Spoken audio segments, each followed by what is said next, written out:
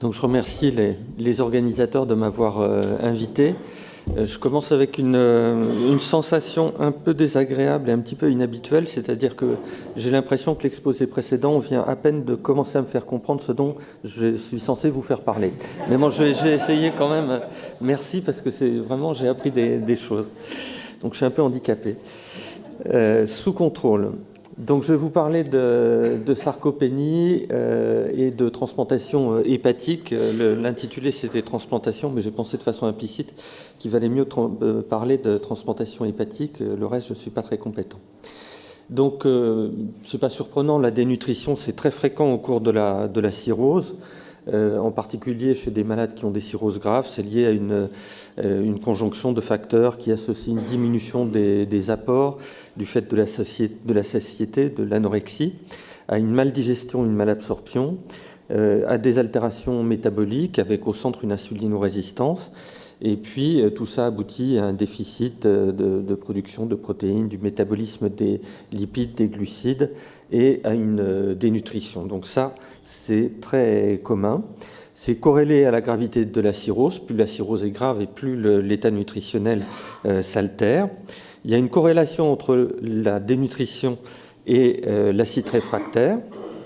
Et puis, il y a des anomalies du métabolisme musculaire qui sont bien décrites au cours de la cirrhose et qui sont d'ailleurs associées à l'encéphalopathie. Alors, quel est l'impact de l'état nutritionnel sur le pronostic des cirrhotiques? Intuitivement, on peut penser que c'est associé à un plus mauvais pronostic. Et au passage, l'état nutritionnel faisait partie du score de Child-Turcotte, donc qui était le premier score de Child, je crois, qui a été publié en 1963. Et de façon intuitive, en fait, les auteurs avaient inclus l'évaluation subjective de l'état nutritionnel dans le score. Alors ça marchait assez bien à l'époque, ça marche toujours assez bien. Vous voyez, c'est une étude qui est toute récente. On fait du Subjective Global Assessment. Donc on prend des candidats à la transplantation avec une cirrhose, qui ne sont pas trop graves dans cette série, un MELDA 14. La mortalité en liste d'attente est beaucoup plus élevée qu'en France. Ça, c'est une étude qui est canadienne. Il y a moins de donneurs en état de mort encéphalique. Et puis on demande aux médecins de dire si l'état nutritionnel du candidat est bon, 40%, moyen ou mauvais, une minorité, 11%. Vous voyez que ça a effectivement un impact pronostique très clair. Les malades qui ont un mauvais état nutritionnel ont une mortalité en liste d'attente qui est plus élevée. Le problème de ça, c'est que c'est subjectif. Et ce qu'on aime bien, c'est disposer d'outils objectifs, en particulier quand il s'agit de classer la gravité des patients et de déterminer leur priorité, leur accès à la transplantation de façon équitable. Et là, tout le problème qu'on a en hépatologie, c'est que tous les marqueurs utilisés en fait, pour évaluer l'état nutritionnel sont biaisés au cours de la cirrhose. L'indice de masse corporelle, la circonférence abdominale, l'albumine, la préalbumine, RBP, transférine, dynamométrie, calorimétrie, etc.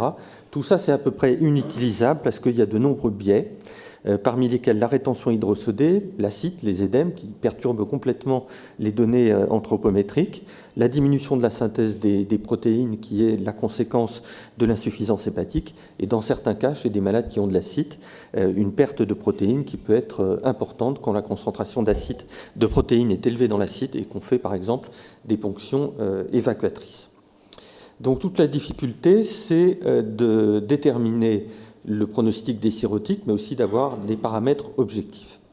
On a fait un progrès dans ce domaine avec le score MELD, même si vous ne travaillez pas en transplantation hépatique, vous ne pouvez pas ignorer ce score, qui a remplacé le score de Child et qui est un score robuste pour prédire le risque de mortalité précoce, c'est-à-dire à 3 mois, chez des cirrhotiques. Donc c'est basé sur 3 valeurs objectives biologiques, la créatinine, la bilirubine et l'INR. On a une petite formule avec ça. Et on en tire un score. Mais le problème, c'est que ce score, en fait, il ne reflète pas certaines hétérogénéités des patients. Et là, je vous donne 2 exemples. Ici, un patient qui a une cirrhose virale C avec un carcinome hépatocellulaire, un score MELD à 8, vous voyez une coupe de scanner. Il a une masse musculaire qui est assez conséquente. Et puis ici, un malade qui a exactement le même score MELD, mais qui a une cirrhose alcoolique avec une acide réfractaire, et qui, lui, a très clairement une diminution importante de la masse musculaire. On ne peut pas imaginer que le risque de décès soit le même chez ces deux patients. Alors j'ai repris la définition, on s'est dit, en voyant en fait défiler ces coupes de scanners quand on fait des évaluations pour la transplantation, on s'est dit que ces patients étaient différents et qu'il fallait peut-être prendre en compte la masse musculaire pour évaluer le pronostic. Donc j'ai repris la définition de la sarcopénie. Moi, je n'ai pas refait la littérature, j'ai pris celle de Wikipédia, j'espère que je ne me suis pas trop trompé. Et en fait, c'est une diminution de la masse et de la force musculaire associée à une baisse des performances physiques. Donc nous, ce qu'on mesure, et on y reviendra, c'est la masse, ou le volume, ou la surface. Et en fait, la sarcopénie, c'est plus compliqué, et je suis très content que vous me l'ayez confirmé. Il y a la présarcopénie, c'est une diminution de la masse musculaire uniquement. Une sarcopénie, c'est une diminution de la masse et de la force musculaire ou de la performance. Et puis la sarcopénie sévère, c'est une diminution de la masse et de la force et de la performance. Encore une fois, en pratique, on mesure essentiellement des dimensions, volume, surface ou épaisseur. Alors, la première chose qu'on a commencé en fait au début des années 2010 à s'intéresser à la valeur pronostique de la sarcopénie. Donc à tout seigneur, tout honneur, j'ai commencé par un travail qu'on a fait dans le service. 376 patients évalués entre 2007 et 2011 et on a cherché à évaluer les facteurs prédictifs de mortalité en liste d'attente en mesurant tout simplement la taille des psoas, diamètre antéro-postérieur et diamètre transversal sur une coupe de scanner au niveau de l'ombilic. Tous les cirrhotiques ont un scanner ou une IRM quand ils ont une insuffisance rénale, mais en tout cas ils ont une imagerie en coupe sagittale, donc c'est assez simple d'être exhaustif et de le mesurer. Et effectivement, on a montré que le diamètre transversal du psoas ajusté à la taille a une valeur prédictive indépendante du MELD, prédictive de mortalité en liste d'attente.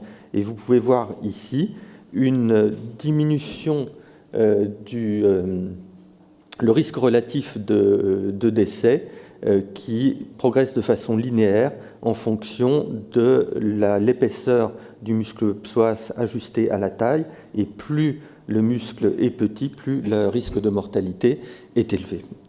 Alors depuis, il y a beaucoup d'études qui l'ont confirmé. Je ne vous les ai pas toutes citées, je vous en montre une autre qui est aussi une étude canadienne. 112 patients évalués pour une transplantation hépatique. On recherche les facteurs prédictifs de mortalité en liste d'attente en mesurant cette fois-ci sur un scanner la surface musculaire avec un petit logiciel en fait qui permet de mesurer la surface. Et dans cette étude, les auteurs n'ont pas utilisé la valeur continue de la sarcopénie, mais des seuils qui ont été établis à partir de populations de malades atteints de cancer.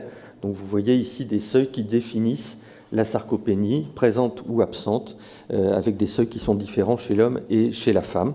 Et ces auteurs ont retrouvé des résultats qui sont tout à fait similaires, c'est-à-dire que ici la sarcopénie est associée au risque de mortalité en liste d'attente, et ceci de façon,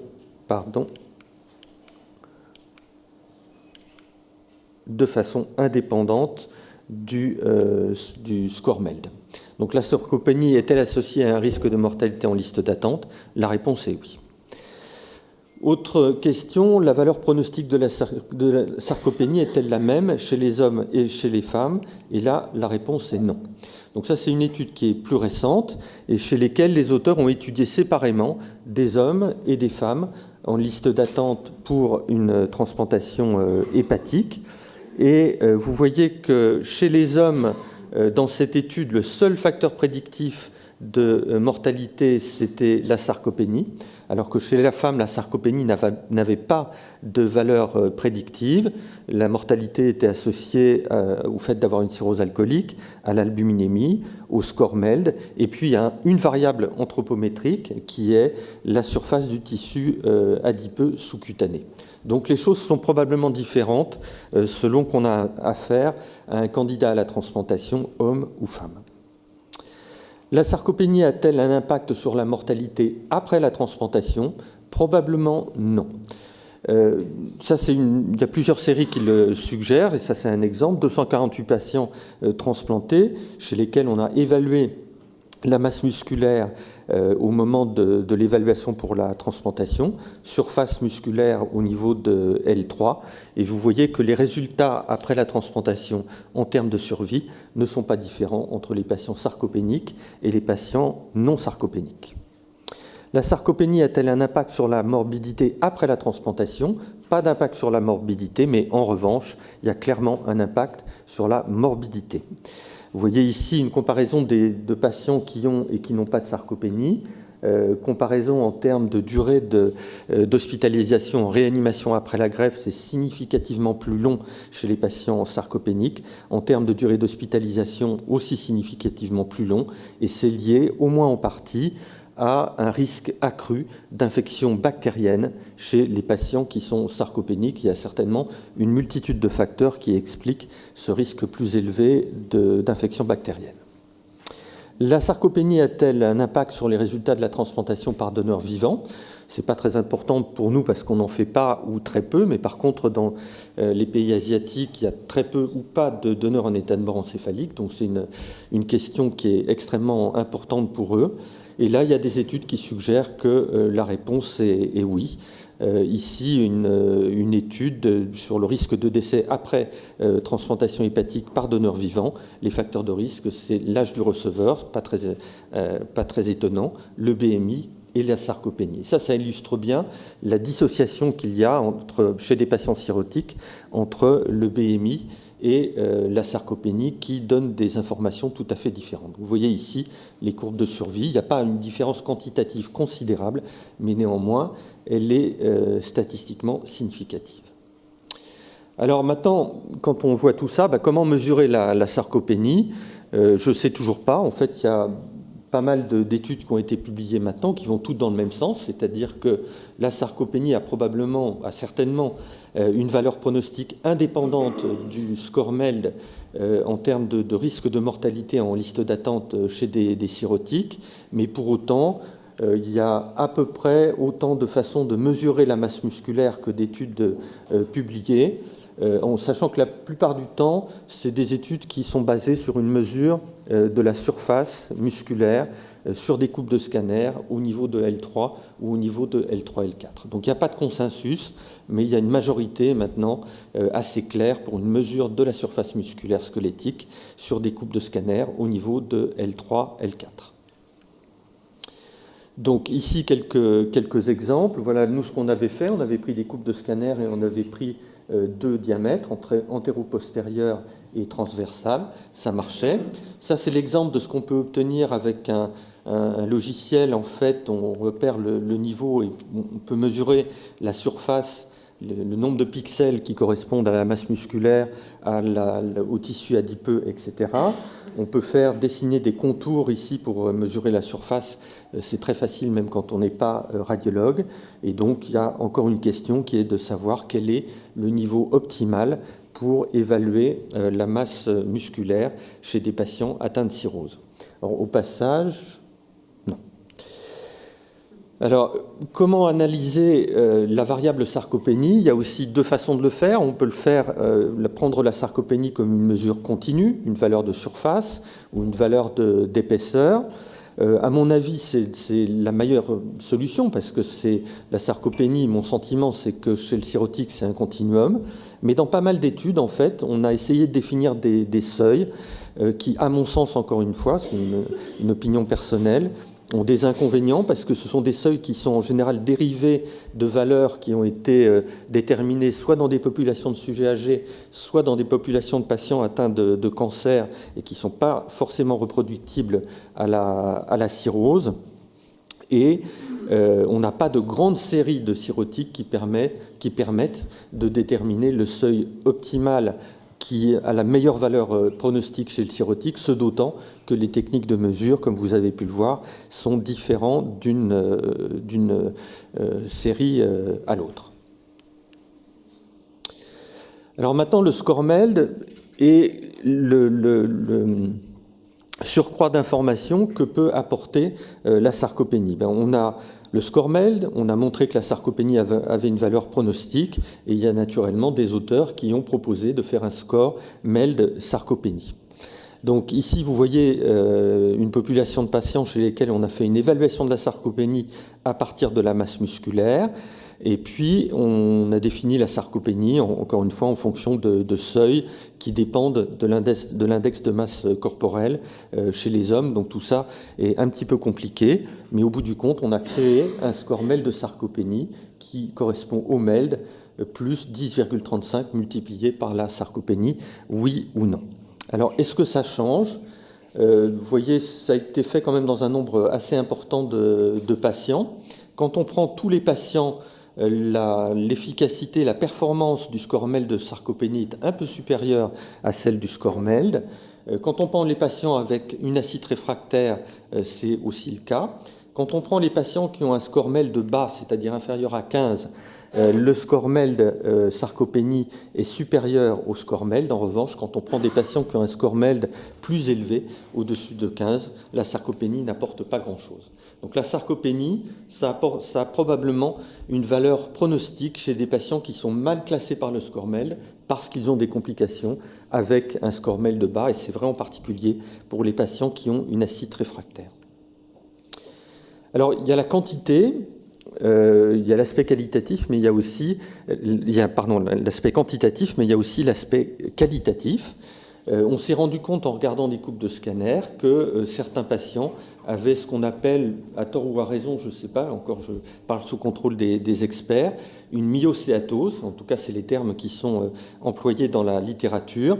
En d'autres termes, des patients qui ont des muscles comme ça, où il n'y a que de la masse grasse, et puis des patients qui ont une infiltration graisseuse du muscle, dont j'ai appris qu'elle était plus fréquente chez les sujets âgés, et ça se voit aussi chez des cirrhotiques en attente de transplantation. Et quand on mesure la myostéatose en faisant des études de densité, on se rend compte que le fait d'avoir une myostéatose, ça a aussi un impact pronostique défavorable, avec une survie en liste d'attente qui est plus faible.